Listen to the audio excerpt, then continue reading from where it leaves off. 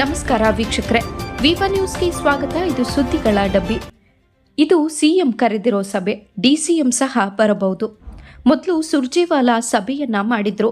ಆಗ ಸಿಎಂ ಡಿಸಿಎಂನ ಸಹ ಕರೆದಿರಲಿಲ್ಲ.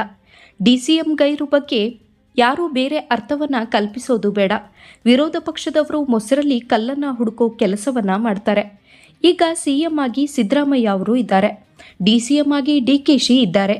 ಇದೇ ಅವಧಿಯಲ್ಲಿ ಡಿಕೆಶಿ ಸಿಎಂ ಆಗೋದು ಹೈಕಮಾಂಡ್ ಕೈಯಲ್ಲಿದೆ ಎಂದು ಕಲಬುರಗಿಯಲ್ಲಿ ಶಾಸಕ ಡಾಕ್ಟರ್ ಅಜಯ್ ಸಿಂಗ್ ಅವರು ಹೇಳಿದರು. ವಿವಾ ನ್ಯೂಸ್ ಕನ್ನಡ. ಹಿಂದೆ ಇರ್ತಕ್ಕಂಥ ಬಿಜೆಪಿ ಜೆಡಿಎಸ್ ಬಹಳಷ್ಟು ತಾರತಮ್ಯ ಮಾಡಿದ್ದಾರೆ. ನಾವು ಇರ್ತಕ್ಕಂಥ ಹಿಂದೆ 40 ಕೋಟಿ ಬಿಜೆಪಿ ಅವರು ತಗೊಂಡು 4 ಕೋಟಿ ನಮ್ಗೆ ಕೊಟ್ಟಿದ್ದಾರೆ. ಮಾನ್ಯ ಮುಖ್ಯಮಂತ್ರಿ ಅವರು ಆ ಒಂದು ರೀತಿಯಿಂದ 8,000 ಕೋಟಿ ಕೊಟ್ಟಿದ್ದಾರೆ.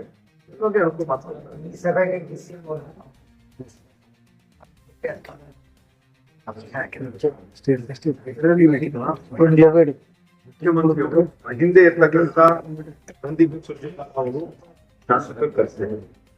ಅವಾಗ ಮುಖ್ಯಮಂತ್ರಿ ಅವರು ಕರೆಸಿರ್ಲಿಲ್ಲ, ಉಪಮುಖ್ಯಮಂತ್ರಿ ಅವರು ಕರೆಸಿದ್ರು. ಈಗ ಮಾನ್ಯ ಮುಖ್ಯಮಂತ್ರಿ ಅದರಲ್ಲಿ ನಮ್ಮಲ್ಲಿ ಏನು ಇಲ್ಲ. ಇವಾಗ ಏನಾಗ್ತದೆ, ಮಸಲಾಟಿಕಲ್ ಕೆಲಸ ನಮ್ಮ ವಿರೋಧ ಪಕ್ಷದವ್ರು ಮಾಡ್ತಾ ಇದ್ದಾರೆ. ನಾವೆಲ್ಲ ಒಂದಾಗಿದ್ದೀವಿ. ಮಾನ್ಯ ಉಪಮುಖ್ಯಮಂತ್ರಿ ಅವರು ಹೇಳಿದ್ದಾರೆ, ನಮ್ಮಲ್ಲಿ ಏನು ಒಡಕಿಲ್ಲ, ನಾವೆಲ್ಲ ಜೊತೆಗಿದ್ದೀವಿ. ಸುಭದ್ರ ಸರ್ಕಾರ ಇದೆ.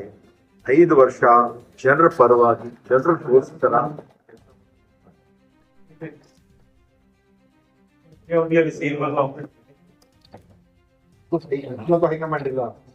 ಹೈಕಮಾಂಡ್ ಮಾಡ್ತಕ್ಕಂಥ ತೀರ್ಮಾನ ನೀವು ಹೈಕಮಾಂಡ್ಗೆ ಕೇಳಬೇಕು. ಶಾಸಕರ ಬೆಂಬಲ ಇಲ್ಲ ಅಂತ ಸಿಎಂ ಅವರು